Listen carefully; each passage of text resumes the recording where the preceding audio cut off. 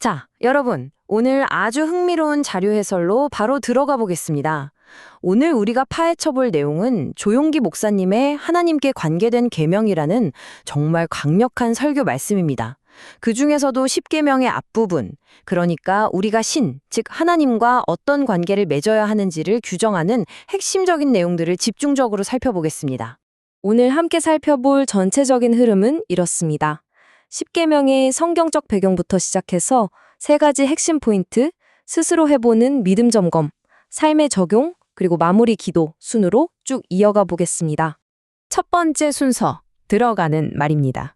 10계명의 배경에 대해 먼저 짚고 넘어가 보죠. 한번 상상해 보세요. 이스라엘 백성들이 애굽을 탈출해서 가나안으로 향하는 그 거칠고 험난한 광야 한가운데 있습니다. 그때 모세가 시내산에 올라가서 하나님께 직접 이 계명들이 새겨진 돌판을 받게 되는 거죠. 여기서 흥미로운 건 총 10개의 계명 중에 딱 잘라서 처음 4개는 하나님과의 관계를, 그리고 나머지 6개는 사람과 사람 사이의 관계를 다루고 있다는 겁니다. 이 구절 진짜 중요한 포인트인데요. 목사님의 설교를 보면 우리가 계명을 지키는 게 구원을 받기 위한 무슨 엄격한 통과 조건 같은 게 아니라는 거예요. 구원은 전적으로 은혜로 받는 거잖아요. 하지만 계명을 지키는 행위 자체가 우리가 구원받았다는 사랑의 증거가 되고 결국 우리를 이 세상의 빛과 소금으로 변화시키는 가장 확실한 증명이라는 겁니다. 자, 그럼 두 번째 섹션, 말씀 나눔으로 넘어가서 방금 말씀드린 첫 4개의 계명에서 어떤 3가지 핵심 포인트가 나오는지 볼까요? 4개의 계명을 압축하면 이렇게 3가지 필수 원칙이 나옵니다. 첫째, 절대 다른 신을 두지 말 것. 둘째, 우상을 철저히 거부할 것. 그리고 셋째, 하나님의 이름과 그분의 거룩한 날을 귀하게 여길 것. 아주 명확하죠? 여기서 첫 번째 원칙이 진짜 생각할 거리를 많이 던져주는데요. 타락한 천사장, 그러니까 사탄이 오늘날 우리한테 와서 대놓고 다른 종교 믿어 이러지 않거든요. 대신에 인본주의, 권력, 돈, 이런 현대적이고 세속적인 신들로 우리를 유혹합니다. 설교에서는 인간의 이성을 아예 신의 자리에 올려놓거나 생명보다 돈을 우선시하는 물질만능주의가 역사적으로 얼마나 끔찍한 비극들을 불러왔는지 아주 강력하게 경고하고 있습니다. 그리고 목사님이 우리의 삶을 표현할 때 쓴 아주 기막힌 비유가 하나 있어요. 바로 전셋집 인생입니다. 완전 확 와닿지 않나요? 우리가 이 땅에서 사는 70년, 80년의 시간은 결국 계약 기간 끝나면 방 빼고 떠나야 하는 전셋집처럼 일시적이라는 거예요.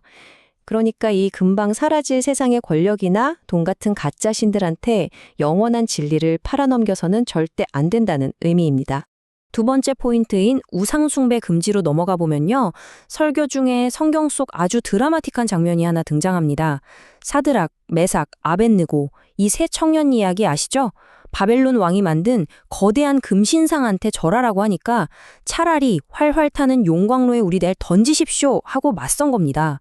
진짜 타협이라고는 1도 없는 굳건한 신앙이죠. 그런데 이 슬라이드에서 숫자 4가 보이시죠? 이게 왜 중요할까요? 세 청년이 타협을 거부하고 평소보다 무려 7배나 뜨거운 불길 속에 던져졌는데 그 불 속에서 기적적으로 4번째 사람이 나타납니다. 설교에서는 이분이 바로 그들을 보호하러 오신 예수 그리스도라고 설명해요. 우리가 끝까지 신앙을 지켜낼 때 하나님께서 어떻게 우리의 삶 한가운데로 찾아와 동행하시는지 보여주는 소름 돋는 대목입니다. 설교는 이 엄격한 우상숭배 금지 원칙을 현대 한국 사회로 가져와서 흥미롭게 적용하는데요.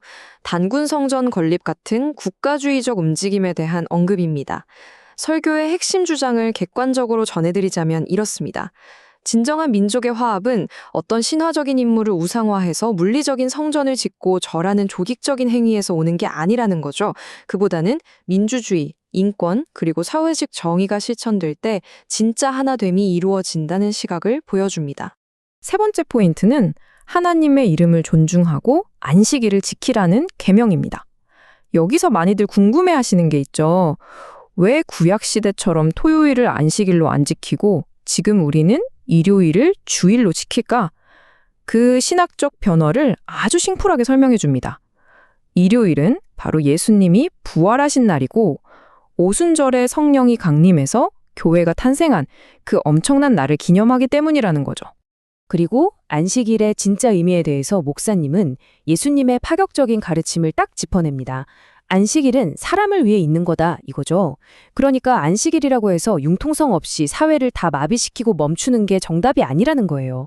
개인적인 쾌락을 쫓는 건 당연히 피해야겠지만 국방, 의료, 전기발전소처럼 생명을 살리고 돕는 필수적인 일들은 주일에도 의롭고 꼭 필요한 일이라는 걸 명확히 합니다. 자, 세 번째 순서, 내 믿음 점검하기입니다.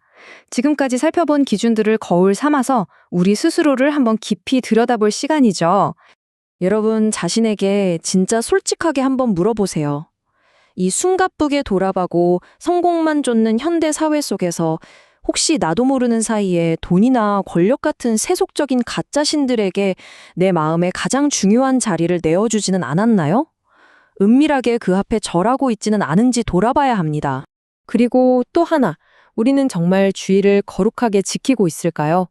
단순히 주일에 교회 가서 예배드리는 걸로 끝이 아니라 설교에서 강조한 것처럼 우리 주변 이웃을 돕고 생명을 살리는 실질적인 행동과 신앙적 예배 사이에 올바른 균형을 잡고 있는지 스스로 체크해 볼 필요가 있습니다.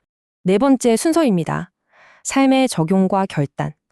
머리로만 아는 건 반쪽짜리잖아요. 이제 이걸 일상에 어떻게 구체적으로 적용할지 살펴보죠.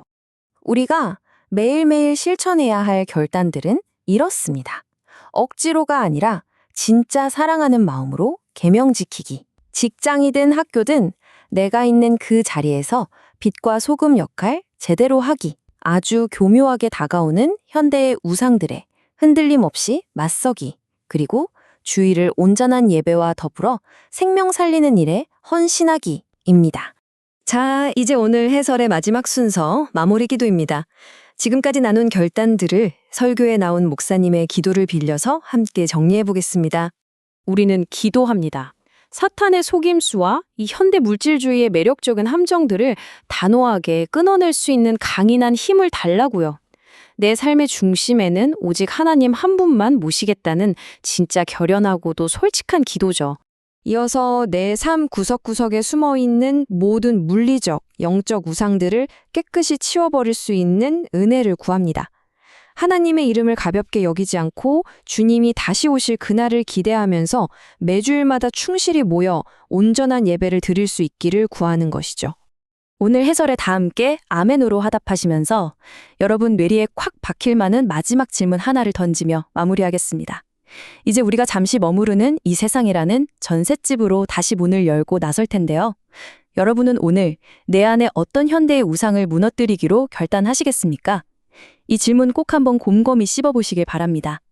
그럼 저는 다음 시간에도 흥미롭고 꽉 찬 자료 해설로 다시 찾아뵙겠습니다. 함께해 주셔서 감사합니다.